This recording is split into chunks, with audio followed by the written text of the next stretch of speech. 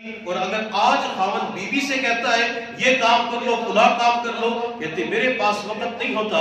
بعض مرتبہ خاوند اپنی بیوی سے کہتا ہے میری والدہ کی خدمت کرنی ہے، میرے والد کو صبح سویرے فجر کی نماز کے بعد آپ نے چائے پلانی ہے، ناشتہ کروانا ہے. تو آگے سے بیوی کہہ دیتی ہے کہ ساس سسر کی خدمت میرے ذمہ نہیں ہے، ساس سسر کی خدمت کرنا میرے اوپر فرض نہیں ہے. میں نے تو کتابوں کے اندر پڑھا تھا کہ صرف خاوند کی اطاعت کرنی ہوتی ہے، خاوند کی خدمت کرنی ہوتی ہے. یہ گھر کے اندر جو عالمہ بن چکی ہوتی ہے، ازدواجہ زندگی گزار رہی ہوتی ہے، یہ دینی علوم کو حاصل کر چکی ہوتی ہے، اور کتاب کے اندر صرف ایک جملہ پڑھا ہوتا ہے کہ بہو کے اوپر ساس کی خدمت فرض نہیں ہے، بہو کے اوپر سسر کی خدمت فرض نہیں ہے. یہ لڑکی، یہ عالمہ پڑھی لکھی اس وقت بھول جاتی ہے کہ اللہ کی بندی اگر تیرے اوپر ساس اور سسر کی خدمت فرض نہیں ہے، خاوند کی اطاعت تو فرض ہے. تجھے تو خاوند نے کہا ہے کہ میری والدہ کو چائے پلا دینا، تجھے تو خاوند نے کہا ہے کہ میرے والد کو آپ نے ناشتہ کروانا ہے. اگر آپ خاوند کی بات نہیں مانتی اور اس کے والدین کو چائے نہیں پلاتی تو اپنے خاوند کی نافرمانی کا ارتکاب کرنے والی بن جاتی ہے.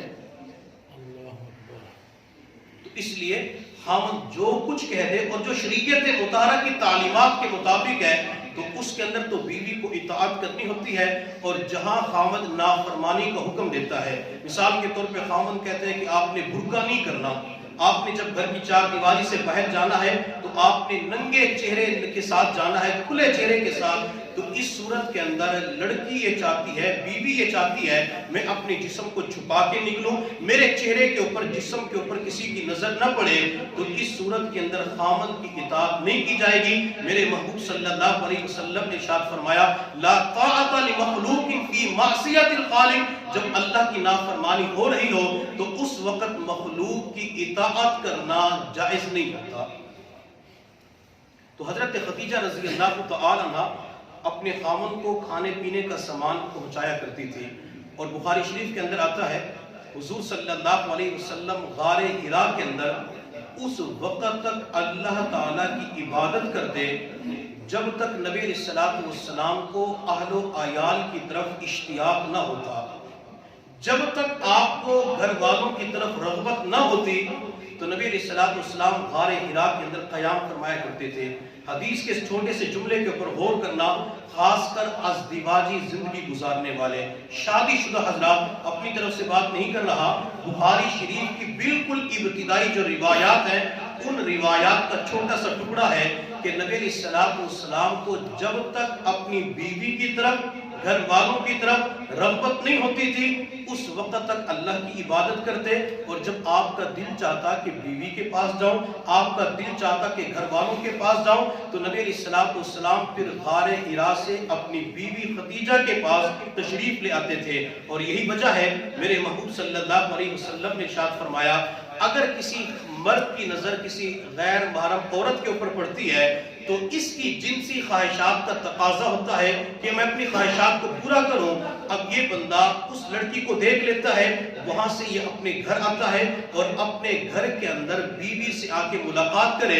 نبی علیہ السلام نے فرمایا کہ جو اس عورت کے پاس ہے وہی اس عورت کے پاس ہے. وہ ہے کہ اللہ کے نبی نے بتلا دیا اگر تمہاری نظریں بے قابو ہو جاتی ہے، نظریں بے لگام ہو جاتی ہیں، جنسی خواہشات کا تقاضا ہو جاتا ہے تو اپنے گھر والوں کے پاس آ کر اپنی جنسی خواہشات کو پورا کر لیا جائے. اور میں یہاں پہ خواتین سے درخواست کروں گا جو خاص کر ازدواجی زندگی گزارنے والی ہوتی ہے کہ جب بھی خاوند کا جنسی خواہشات کا تقاضا ہو تو اس وقت بالکل انکار نہ کیا کریں. حتیٰ کہ بعض روایات میں آتا ہے کہ خاوند گھر کے اندر داخل ہوا، اس کی جنسی خواہشات تھی، بیوی تنور کے اوپر روٹیاں پکا رہی تھی. اب شریعت مطہرہ یہ کہتی ہے کہ جب خاوند نے بیوی کو اشارہ کیا یا بیوی کو بلایا، اب بیوی کا حق اور فرض یہ بنتا ہے کہ تنور کے اندر روٹیاں چھوڑ کر اپنے خاوند کے پاس آ جائے، اپنے خاوند کی چاہت کو پورا کر دے.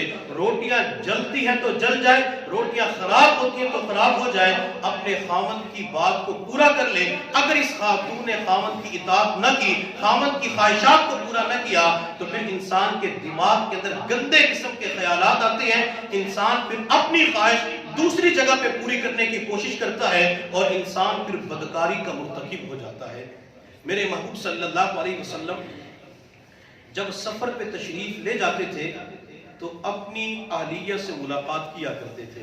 اس سے پتہ چلا کہ جب بندہ سفر پہ جائے تو بیوی کے ساتھ ملاقات کرنا یہ بھی پیغمبر کی سنت ہے. میرے محبوب صلی اللہ علیہ وسلم نے حجۃ الوداع کے موقع پر احرام باندھنے سے پہلے تمام ازواج مطہرات کے ساتھ ملاقات کی تھی. تو وہ کہ اس سفر کے اندر ملاقات کرنا چاہے، ملاپ کرنا چاہے، شریعت مطہرہ نے اس کی اجازت دی ہے. اور جب انسان خوشی ہوتا ہے، خوشی کے موقع پہ بیوی کے قریب ہونا چاہے تو شریعت مطہرہ نے اس کی بھی اجازت دی ہے. تو لہٰذا ازدواجی زندگی گزارنے والے وہ نبی علیہ السلام کی تمام تر تعلیمات کو سامنے رکھتے ہوئے اگر زندگی گزاریں گے تو اللہ تعالیٰ گھر کو جنت کا نمونہ بآسانی